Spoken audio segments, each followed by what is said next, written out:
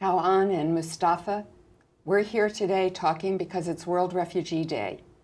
And when I was thinking about this day and how to recall my own family, my own roots, and all the refugees who have made such a difference for America, how really America is filled with refugees, I realized that of the 13 people on the Deputy Secretary's staff, 2 were refugees, the 2 of you. And so I thought there was nothing more appropriate for this day than to give you a chance to tell your stories about what it meant to you to come to this country, under what circumstances you came, and what made you end up in the Foreign Service, having started your lives in such a different place. So Mustafa is the Chief of Staff, so we're going to let him start first. And you have a really powerful story, Mustafa. Maybe you could tell our viewers a little bit about your background. Sure. I was born in Afghanistan. I was about 5 years old when the Soviet invasion happened. And about that time, my family decided to flee Afghanistan. My father fled first. He was under danger and his life was threatened by the Communist Party in Afghanistan. So he was fortunate enough to leave first, leaving my mother and I and my siblings behind because it was the only way for him to actually get out. So he fled to India initially during the chaos of the Afghan regime there. And subsequently, my mother and I, my siblings, were able to escape as well, fortunately. And we lived in the Middle East for a few years. My father worked there, but he always had his eyes set on the United States. And we moved to the U.S., came here as refugees, and sought political asylum when I was about 11.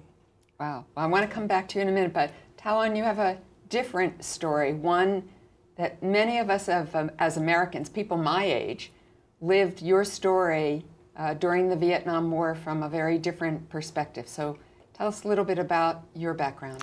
That's right. I was born decades after the end of the Vietnam War, but to me, my story started when the Vietnam War ended. My father worked with the Democratic Southern Vietnamese government, and when the war ended in 1975, the government collapsed and the communist government took over, and they arrested everyone with ties to the Southern Vietnamese government, including my dad, and they imprisoned those folks in what they call re-education camps, but essentially it was prison, just based on their political beliefs. And my dad was in prison for more than 5 years, and because of that, my family ultimately qualified to come to the U.S. under a program that I believe PRM started. Population, Refugees, and Migration Bureau. Exactly. They initiated a program called Humanitarian Operation. And my dad qualified because he was in prison for more than 5 years, and because the U.S. government believes that if he were to continue to stay in Vietnam any longer, our family would be in danger and face a lot of harassment, again, purely for his political beliefs.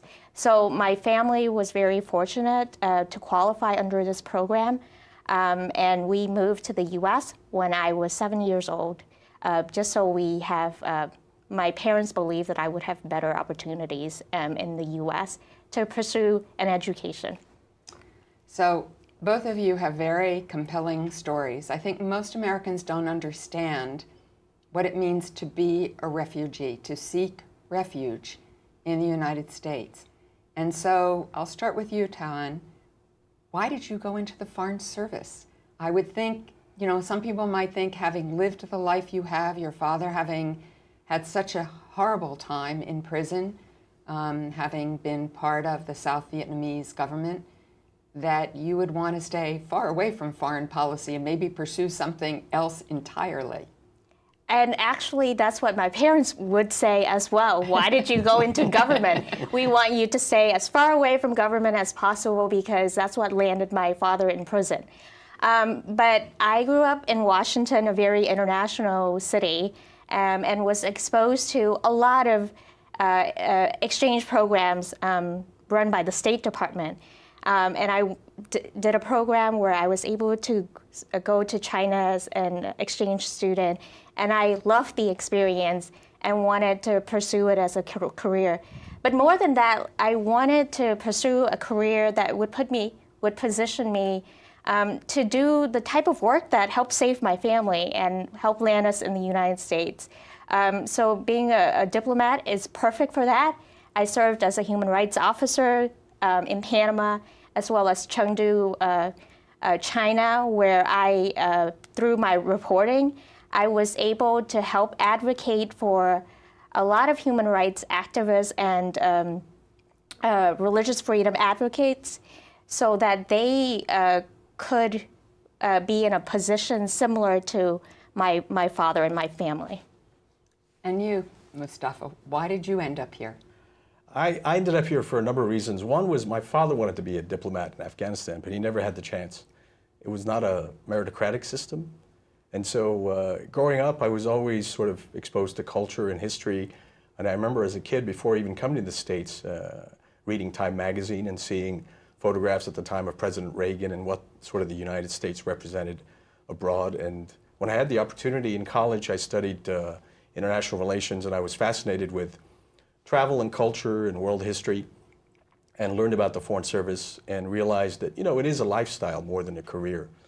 And when I was 18, I, was making the choice between becoming a doctor and becoming a diplomat, and I realized that I was more drawn to the life of a diplomat being abroad, and particularly the representing the United States was of great interest to me, given sort of where we had come from and where we were in the U.S. And, like Taiwan, I grew up in the D.C. area, Northern Virginia, and it's a very multicultural city, as you know.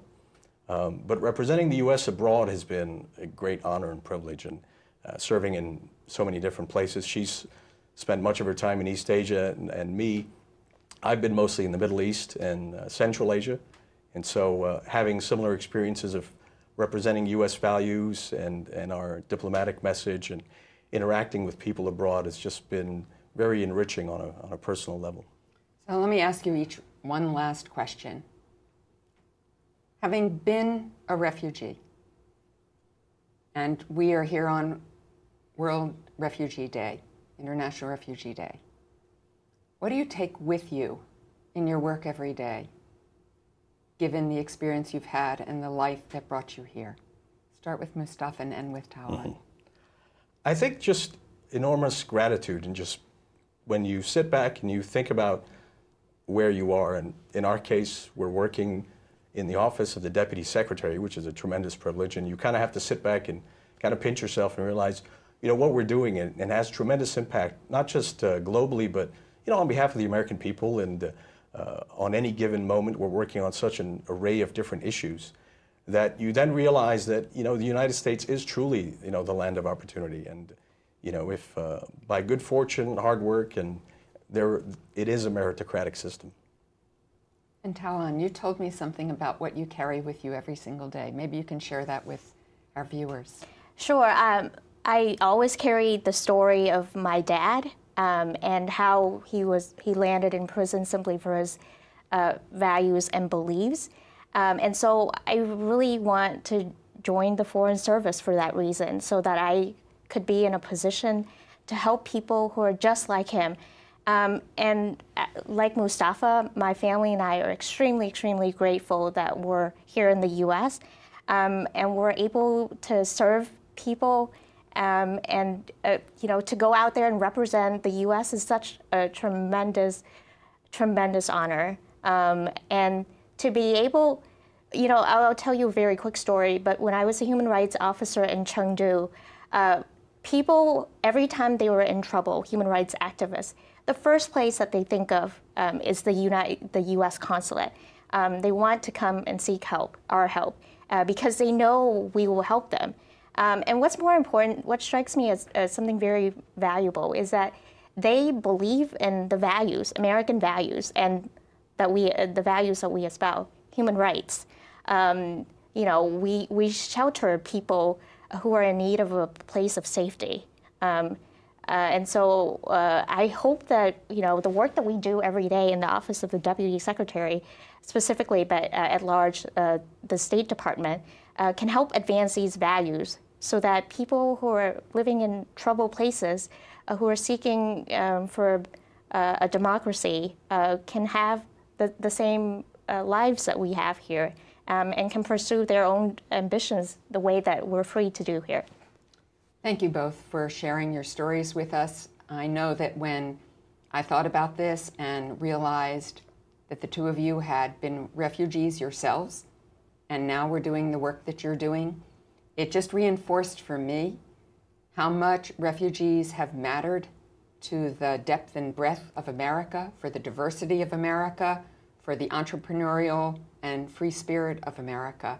I'm really proud to have you on our staff and part of our team, and I know your stories will help emphasize how important it is that we lift up people who seek shelter and refuge, and that we always support them to come to America. Thank you. Thank you. Thank you.